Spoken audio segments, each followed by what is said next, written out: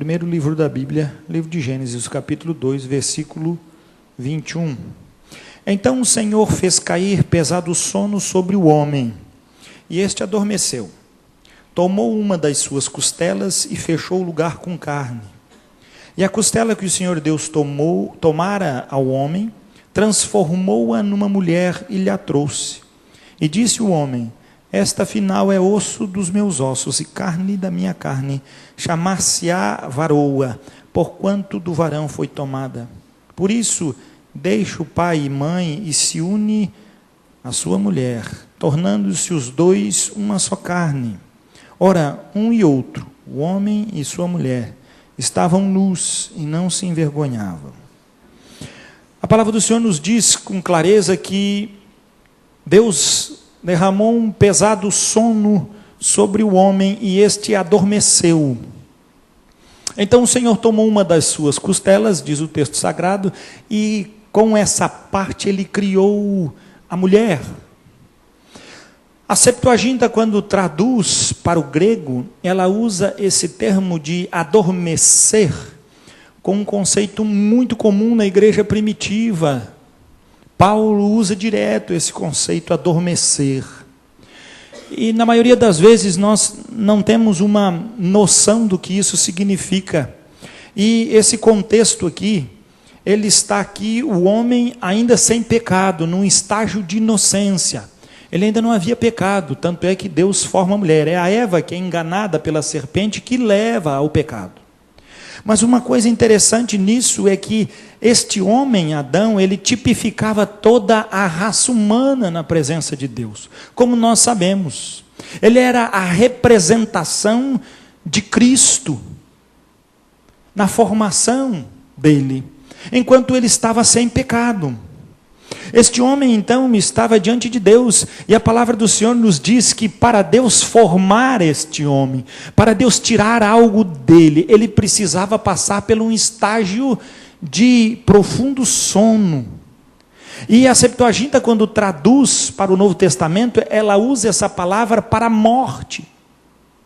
Paulo ainda fala isso aos Coríntios, no capítulo 11, quando ele fala da ceia do Senhor, ele diz: olha, quem come e bebe do corpo e do sangue de Cristo, sem discernir este corpo, quem come o pão sem discernir o corpo, ou bebe do cálice sem ter essa consciência de apresentação diante de Deus, a Bíblia diz que ele come juízo para si. E a palavra ainda diz: mas por esse motivo, muitos no meio de vós aí, da igreja de Coríntios, estão fracos, estão caindo pelas tabelas, e outros que dormem. Esta é a mesma palavra que ele diz dorme, mas nós sabemos que lá não iam para casa dormir não, em cama, mas morriam. E o que o pastor quer trazer é que na presença de Deus há este homem, Adão, que Deus agora lança sobre ele um tipificar de uma raça toda, mas só existe na presença de Deus dois homens. O primeiro Adão, este, que também tipificava nesta posição de inocência Cristo. Ou seja, o homem não tinha pecado, mas o poder da ressurreição já tinha se revelado para o homem.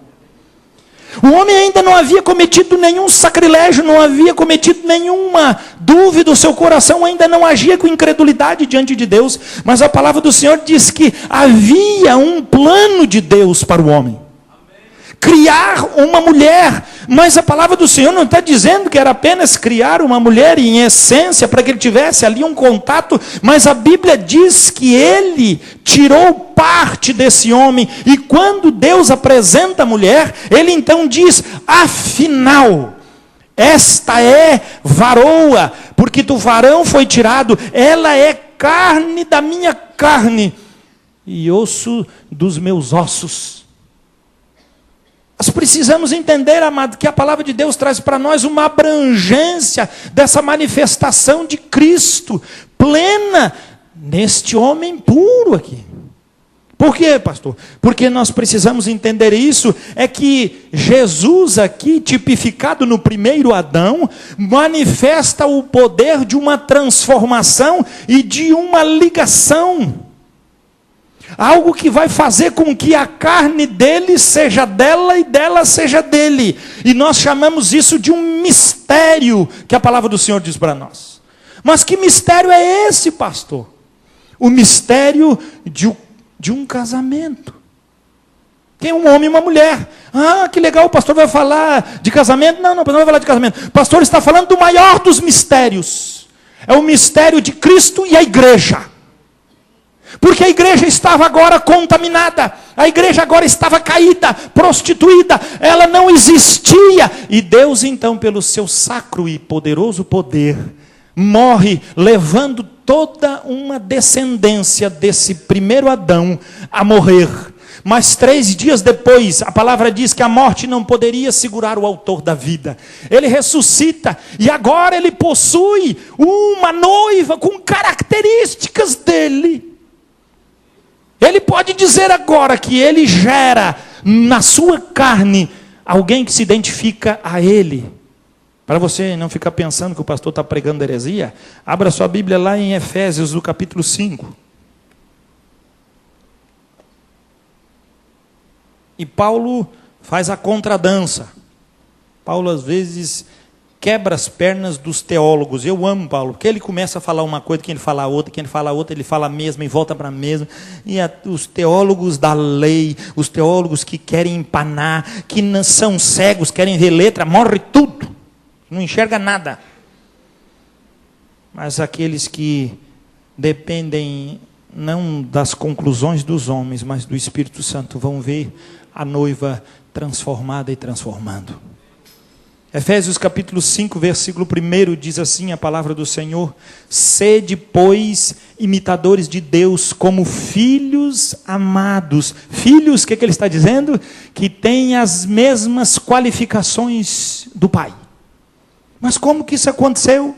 Esta condição diz que além de termos algo em nós igual, também dá para nós uma condição de andarmos neste igual a nós. Versículo 2. E andai em amor, como também que Cristo nos amou e se entregou a si mesmo por nós, como oferta e sacrifício a Deus em aroma suave. Volte um pouquinho, depois nós vamos para Coríntios ainda, para Efésios 5. 1 Coríntios capítulo 15.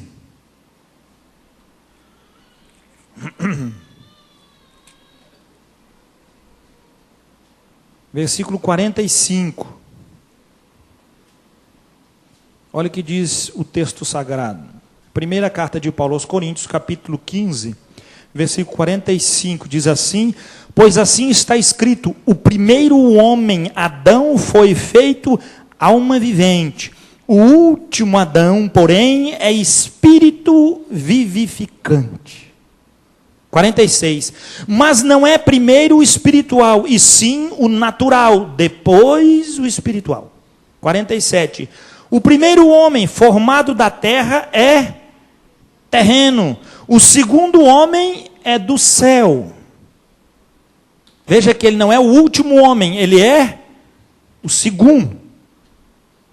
Porque ele era o unigênito enquanto estava aqui na terra. Depois que Jesus ressuscita, ninguém mais ouve que nem o Pai e nem um texto das Escrituras se referem a ele como unigênito.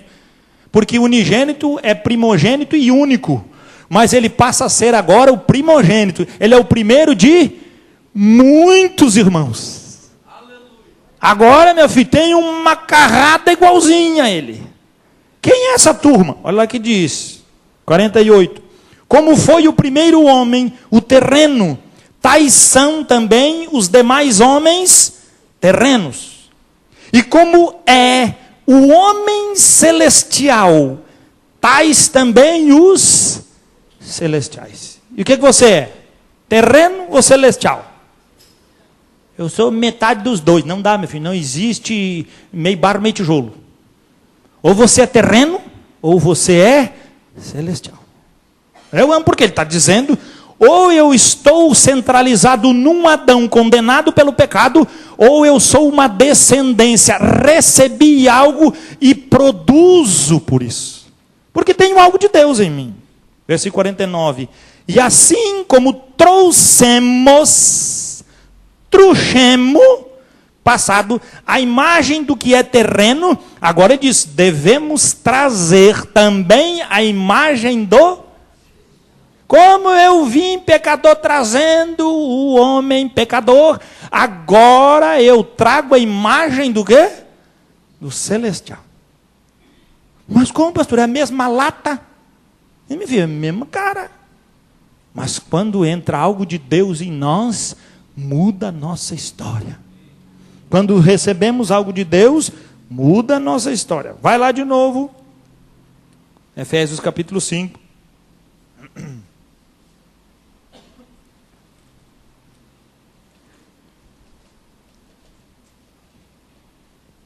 Versículo 3. Mas a impudicícia e toda sorte de impurezas, ou cobiça, nem sequer se nomeie entre vós como convém a santos. Por quê? É coisa do homem terreno.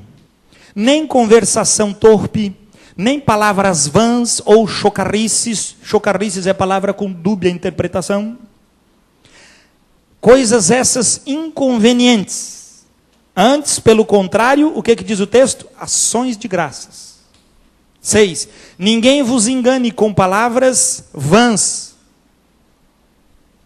Porque essas coisas vêm a ira de Deus sobre os filhos da desobediência. Ou seja, ou nós estamos livres, ou estamos debaixo da ira de Deus, que recai sobre os filhos da desobediência. 7. Portanto, não sejais participantes com eles, os inconvenientes, os impuros, os avarentos, os idólatras, os incontinentes, como diz o versículo 5, sabei isto, nenhum incontinente, ou impuro, ou avarento, que é idólatra, tem herança no reino de Cristo e tem? Dá para ser mais ou menos? A Bíblia diz, ou é, ou não é.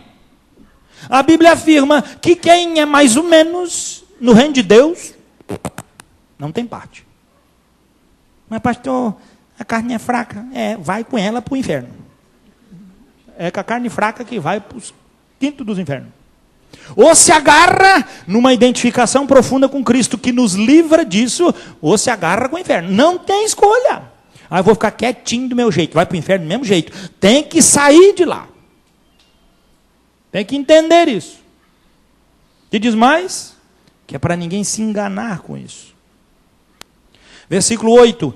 Pois outrora ereis trevas, porém agora sois luz no Senhor. Andai como filhos da luz. Porque o fruto da luz consiste em toda bondade, justiça e verdade, provando sempre o que é agradável a quem? Ao Senhor. 11. E não sejais cúmplices nas obras infrutíferas das trevas, antes, porém, reprovai-as, porque o que eles fazem em oculto, o só referir é vergonha. Até vergonhoso falar disso. Você já viu alguém adulterando luz clara? É escondido, é camuflado. Já viu alguém roubando? Rapaz, bem que hoje tem um sem vergonha que rouba de luz clara mesmo. Perderam praticamente a vergonha. Mas aquele que pega muita coisa, que ninguém vai sair aí com muito dinheiro na rua, mas aquele que pega muita coisa, ele tem que saber a hora certa, ele tem que ficar, a gente diz, na espreita. Isso é uma vergonha, porque nós temos um chamado para sermos transparentes e entrarmos no mundo e mudarmos a história dele. Versículo 13. Mas todas as coisas, quando reprovadas pela luz, se tornam manifestas, porque tudo que se manifesta é luz. Pelo que diz, desperta, ó tu que dormes, levanta-te de entre os mortos, e Cristo te iluminará. Olha, ele está usando a mesma palavra lá do adormecido. Ele está dizendo, acorda. Mas espera aí, pastor, acorda, você estava dormindo, e a morte... Mas ele está dizendo que nós estávamos, como ele fala anteriormente, mortos nos nossos delitos e pecados. E Cristo nos dá vida, quando temos esse acesso identificado com Cristo. E diz mais, 15... Portanto, vede prudentemente como andais, não como nécios, e sim como sábios, remindo o tempo, porque os dias são maus, qualificando o tempo. 17. Por esta razão, não vos torneis insensatos, mas procurai compreender qual a vontade do Senhor. E não vos embriagueis com vinho, no qual há dissolução, contenda, mas enchei-vos do Espírito. Como é que se enche do Espírito? 19. Falando entre vós com salmos, entoando e louvando de coração ao Senhor com hinos e cânticos espirituais, dando sempre graças por tudo a nosso Deus e Pai, em nome de nosso Senhor Jesus Cristo. Sujeitai-vos uns aos outros no temor de Cristo. Veja que esta afirmação, até o versículo 21 do capítulo 5, nós vamos prestar atenção que não é individual esse crescimento, mas é coletivo, a ponto de ele chegar e dizer que é para nós termos toda uma ação de estarmos louvando a Deus com hinos, cânticos espirituais, é para nós darmos graças, é para nós estarmos andando uns com os outros. E o 21 diz, sujeitando-vos uns aos outros no temor de Cristo. E aí ele vai começar esse mistério. 22. As mulheres sejam submissas ao seu próprio marido como ao Senhor. Ser submissa ao Senhor é uma maravilha, mas o Senhor que nós somos submissos, que é Ele, não se vê. Aí é bom dizer que é. Mas a Bíblia diz que é para nós sermos primeiro a quem submissos? Primeiro para o marido.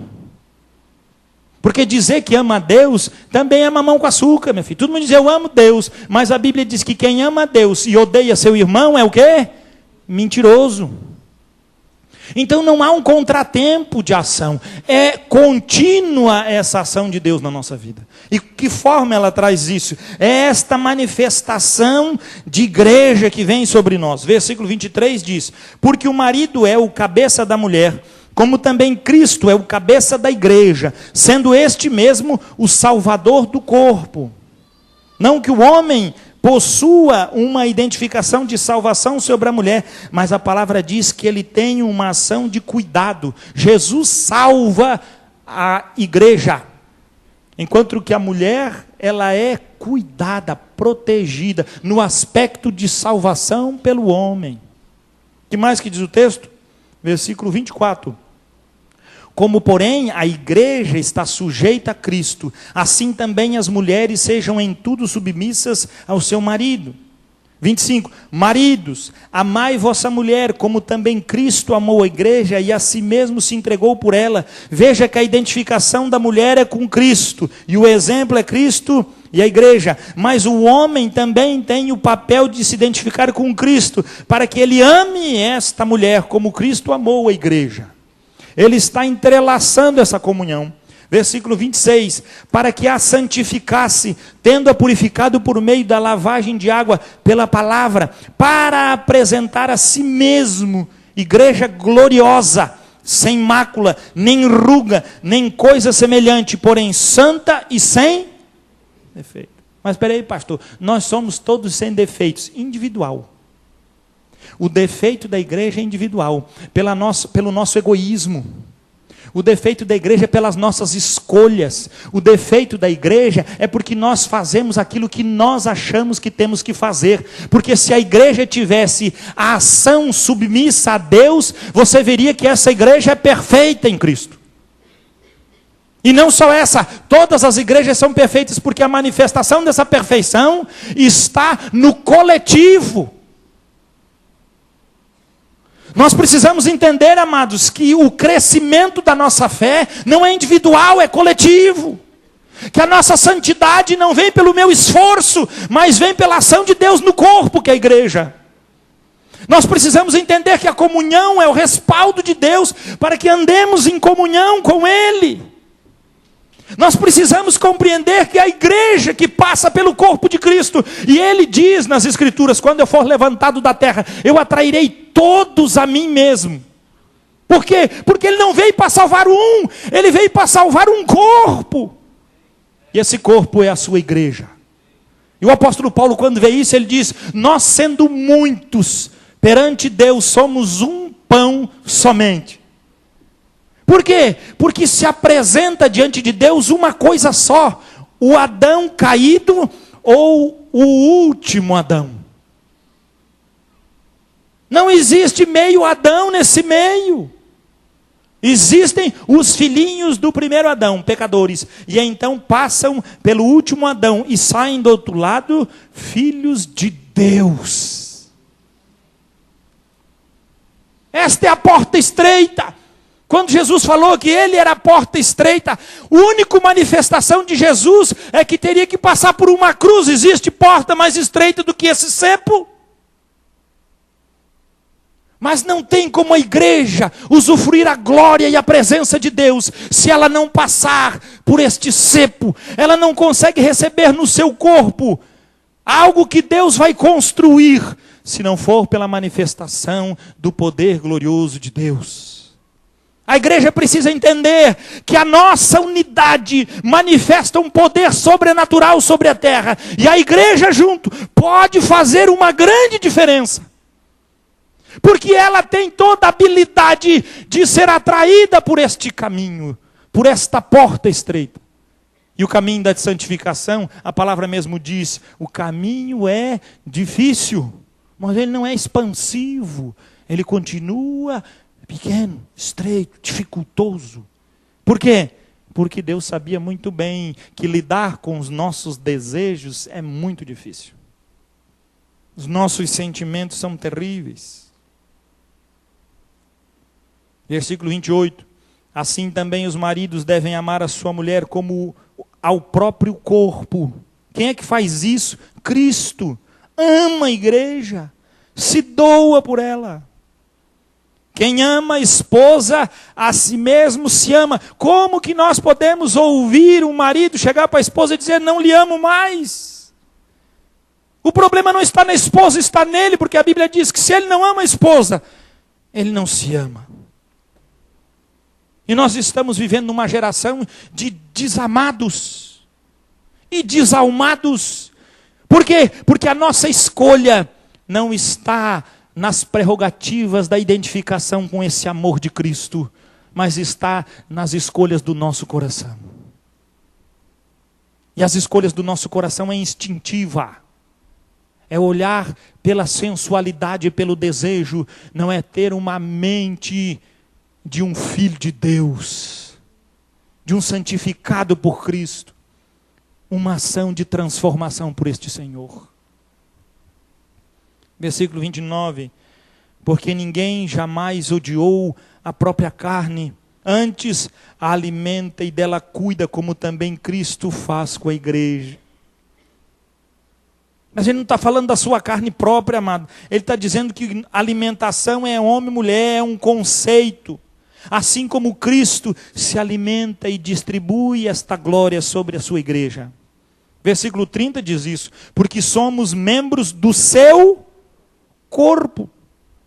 31, eis, porque deixará o homem seu pai e sua mãe e se unirá à sua mulher e se tornarão os dois uma só carne. E aí o 32 diz, grande é este mistério, mas eu me refiro a Cristo e à igreja. Porque é um mistério mesmo. É algo que só mesmo o Espírito Santo, com muita invocação, para trazer luz para nós. Mas nós vamos entender com maior clareza quando nós vamos perceber que quando passamos por este caminho estreito, recebemos a glória de Deus para contemplarmos também o caminho da unidade como igreja. Romanos 8. Precisamos interagir com a ação poderosa do Espírito. Romanos 8, versículo 14.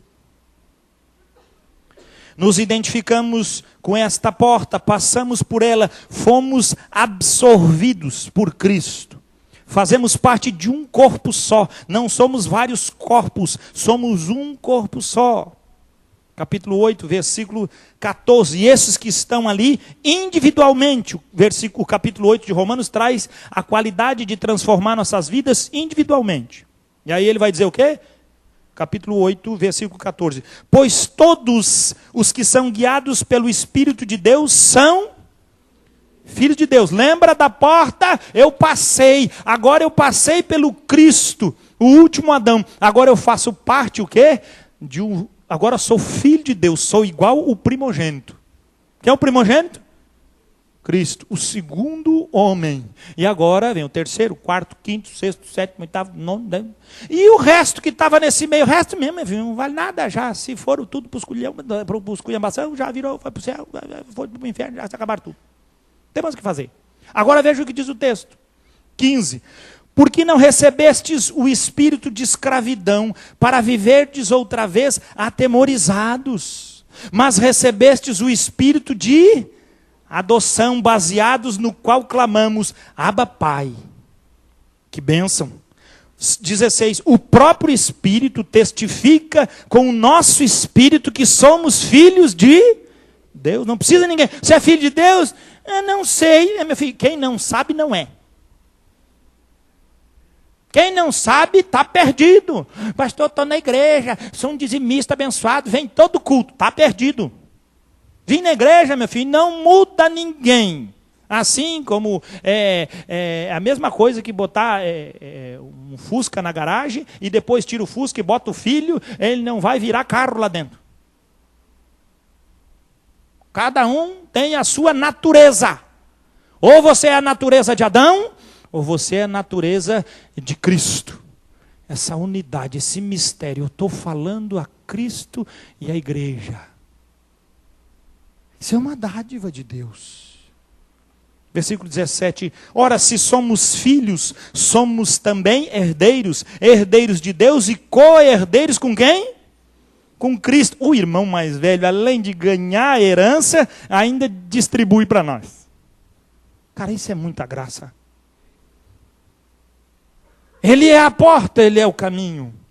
Ele que nos leva à santidade. A Bíblia diz que nós somos co-herdeiros com Cristo. Se com Ele sofremos, que glória para nós sofrermos por Cristo, com Ele também seremos glorificados. Versículo 29. Porquanto os que de antemão conheceu, também os predestinou para serem conformes à imagem de seu Filho, a fim de que ele seja o primogênito entre muitos irmãos. 30. E aos que predestinou, a estes também chamou. E aos que chamou, a estes também justificou. E aos que justificou, a estes também glorificou. Fez ou não fez essa obra? O diabo diz que não, meu filho. Porque nós temos a glória de Cristo. Nós somos o estampar de Deus. Porque nós fomos unidos a Ele. E nós recebemos a carne dEle na nossa. O sangue dEle no nosso. A vida dele na nossa. Porque uma costela jogada do lado não pode fazer nada, mas ela nas mãos de Deus virou a mulher de Adão, a Eva.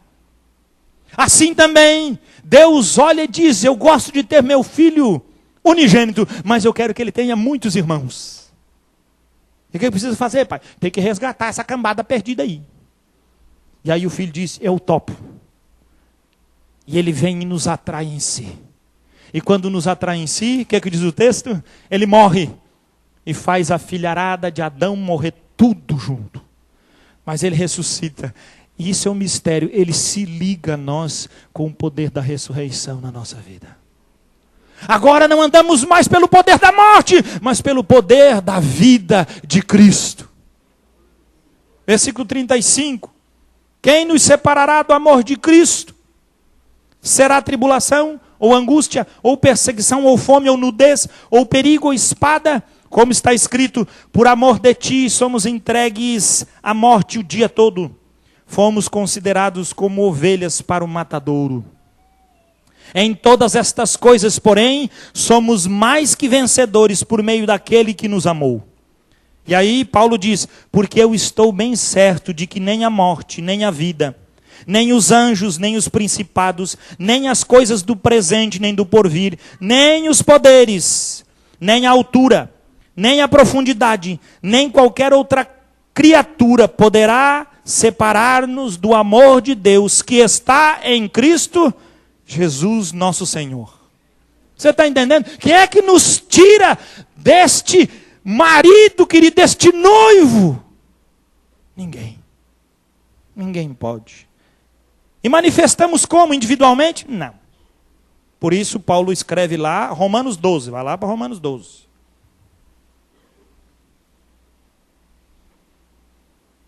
Capítulo 12 de Romanos, versículo 1. Agora, esse capítulo 12, ele trata no coletivo. 12:1. Rogo-vos, pois, irmãos, pelas misericórdias de Deus, que apresenteis o vosso corpo por sacrifício vivo, santo e agradável a Deus, que é o vosso culto racional. Nós às vezes pensamos que isso é um culto individual. Não, meu filho, ele não está falando individualmente, ele está falando de um culto racional coletivo. E eu não vou chamar você de burro, porque eu fui burro muito tempo, eu pensei que isso era individual. Mas um dia, lendo na palavra do Senhor, eu digo: Senhor, como é que eu vou fazer um sacrifício vivo, santo e agradável a Deus, como um culto racional? Deus disse: é impossível, individualmente não há racionalidade, porque o que vem é a identificação e a manifestação desse Cristo, quando nós, os irmãos de Jesus, nos unimos e formamos então o seu corpo, e então podemos entender agora, veja esse corpo como uma obra. Por quê? Porque o sacrifício é coletivo. Porque isso vem do todo. Rogo-vos, pois, irmãos, pelas misericórdias de Deus, que apresenteis o vosso corpo, a vossa igreja, o vosso lugar, por sacrifício vivo, santo e agradável a Deus. Isso é o vosso culto racional. E vocês todos juntos, não vos conformeis com este século, mas transformai-vos pela renovação da vossa mente, para que experimenteis qual seja a boa, agradável e perfeita vontade de Deus. Amado, vontade boa, agradável e perfeita de Deus é para a igreja, não é para você.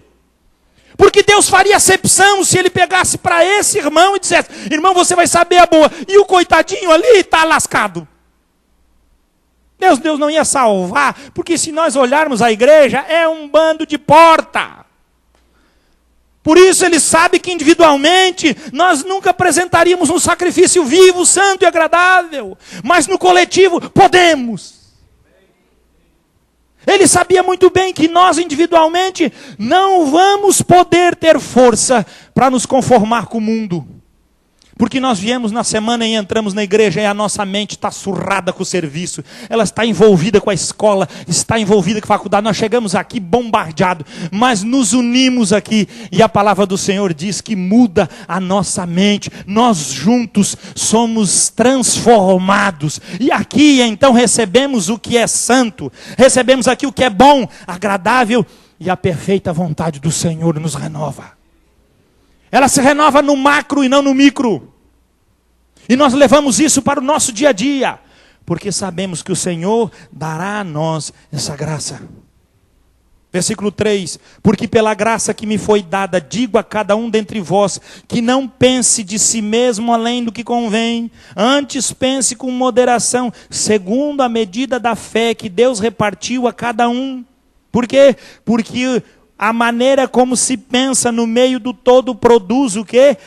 Partidarismo. E ele diz: se formos moderados, seremos equilibrados. E isso não é uma condição humana de trazer gente para perto. Moderação é equilíbrio. Então andaremos para o mesmo objetivo juntos. 4. Porque assim como num só corpo temos muitos membros, mas nem todos os membros têm a mesma função. 5. Assim também nós, conquanto muitos, somos um só corpo em Cristo e membros uns dos outros. 6. Tendo, porém, diferentes dons segundo a graça que nos foi dada. Se profecia, seja segundo a proporção da fé. Se ministério, dediquemo-nos ao ministério. Ao que ensina, esmere-se no fazê-lo. E ou ao que exorta, faça-o com dedicação. E o que contribui, com liberalidade. E o que preside, com diligência. Quem exerce misericórdia, com alegria. Aí sim vai manifestar no meio de nós os dons de Deus. Amado, preste atenção.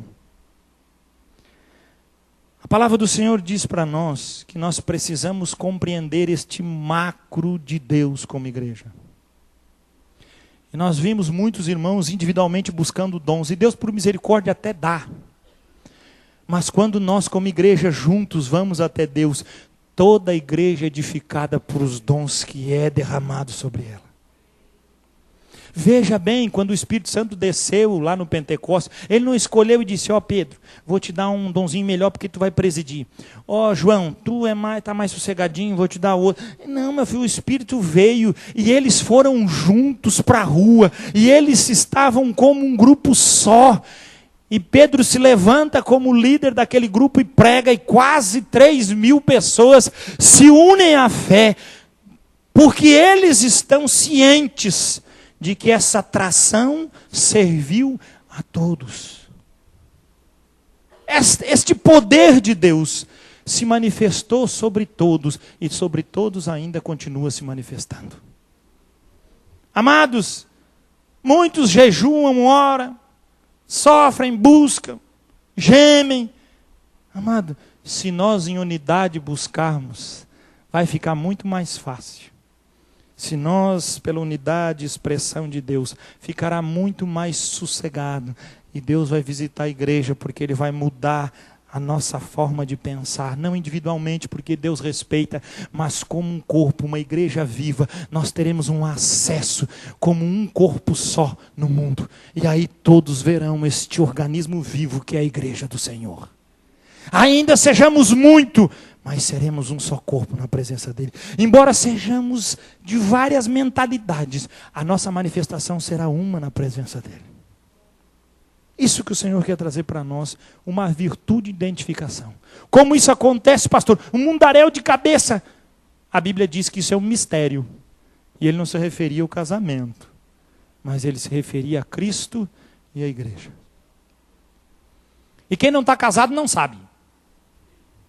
Mas quem está casado sabe que ele só conhece o marido depois que está casado. E a mulher só conhece, o marido só conhece a esposa depois que casou. Eles namoram, eles dão um beijinho, ele abraça, ele de vez em quando escorrega a mão, ele sabe as curvas dela, ele vê se tem peitinho, peitão, bundinha, bundão, ele sabe tudo. Coxinha, colchão, ele vê tudo, não, sabe tudo. Mas casa, e aí ele vai ver se a surucucu vai aparecer. Aí ele está lá, ela está lá com o maridão, o bombadão, bonitão, né? Todo chique. Casa e ela vê que vem um brucutu junto. Aí um ano depois ela diz assim, mas meu Deus do céu, foi esse homem aqui. E eu quando aconselho eu digo, tu vai orar e tu vai pedir para Deus para ele dizer se é esse. Por quê? Porque depois de um ano todo mundo está arrependido. Eu quero devolver esse negócio, cara, bicho pegou. Não, tu orou, Deus disse, agora vai se lascar, cara. Ai, pastor, o que é que eu faço? Agora sim, tu vai ter que ver o que tem que fazer. Agora, como igreja, nós precisamos entender que essa transformação, ela é coletiva no macro. Agora, há um mistério que se revela no casamento. E qual é esse grande mistério que se revela? Quando a gente vai andar, vai o cheiro da mulher junto. Não é verdade? Vem o tipo dela. Eu estou casado há 16 anos, vai fazer com Janice, daqui a pouquinho eu me vejo fazendo as mesmas coisas que ela, e daqui a pouquinho ela começa, daqui a pouco eu vou fazer bobs, vou ficar crespo também. Porque nós começamos a nos identificar com atitudes, ações. Nós não precisamos mais falar na maioria das vezes. Um olha para o outro e sabe, amado, essa é a igreja que tem o Espírito Santo. Ela olha para o irmão do lado e diz, um necessitado. E ela o abraça, porque é o Espírito que faz ele abraçar. Ela vê a condição da glória de Deus e o outro que está se desvanecendo. E ela pula para cima e a glória reveste aquele. Aquele que entra fraco sai forte. Aquele que vem no temor sai verdadeiramente agora conhecendo o Senhor e tendo sabedoria. Aquele que vem perdido, Deus o transforma. E aquele ímpio que chega ao Senhor e diz, tem um espaçozinho nesse corpo. E nós dizemos, foi feito para ti, querido. Entra aqui, mas eu sou um pecador. É para porcaria mesmo. O céu foi feito para porcaria. O povo de Israel se achava bom. E Jesus disse, a mesa não é para vocês. Vai vir aí uma lixarada. Porque a palavra do Senhor diz que Ele faz as bodas e prepara e chama os principais. A mesa está pronta, venham à mesa. Aí eles mandaram umas desculpas dizendo, nós não vamos. E aí nós estávamos lá fora, rapaz. Diz, puxa, a festa está bonita, cara. Os caras estão levando aí, leitãozinha pururuca. Os caras estão levando aí cordeirinho, ovelha. O churrasco está chegando. E daqui a pouco não chega ninguém na festa. Aí vem um cara e diz assim, vocês aí, os aleijados. E nós tudo, o que foi? E aí ele diz, vocês entram para cá. porque essa festa foi feita para vocês. E nós entramos desconfiados, rapaz, no céu, porque nós vamos dizer, Senhor, esse negócio não é para nós não. É muito chique. Porque o povo de Israel recebeu do Senhor os oráculos de Deus. Você sabe o que é isso? A sua palavra. E eles a receberam encarnada. Você pode imaginar tocar no verbo de Deus? Abraçar o verbo de Deus. Eles receberam a palavra encarnada. A que foi manifestada com anjos lá no Sinai. Mas o verbo de Deus andando em Jerusalém. E eles falaram, não queremos isso. Esse pão é vil. Não queremos essa comida para nós. E aí chegaram na mesa e disseram, Silas, o que quer?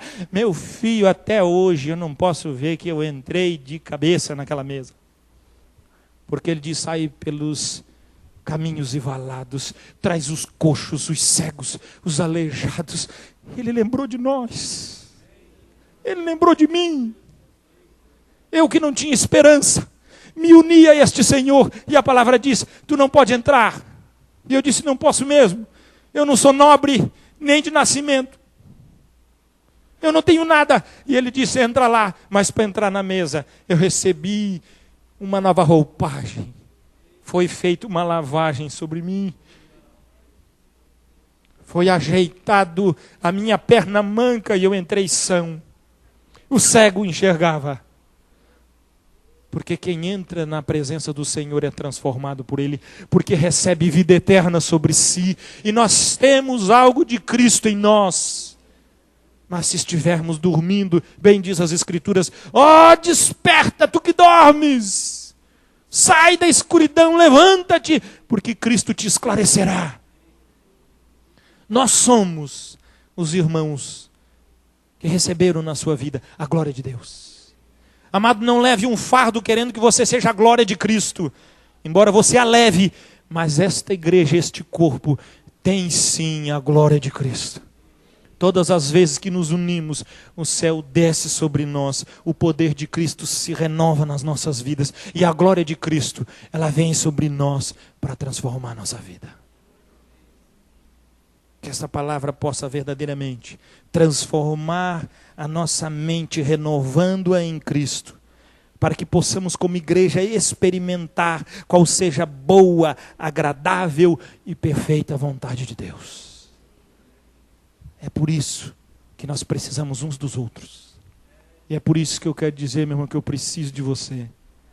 Porque eu jejuei muito, orei muito, e eu pensei que eu podia descobrir a boa, agradável e perfeita vontade de Deus na minha vida. Mas eu só me realizo plenamente quando eu estou com vocês. Porque a igreja não fui eu que fiz, e nem foi invenção de homem, mas foi o céu que inventou.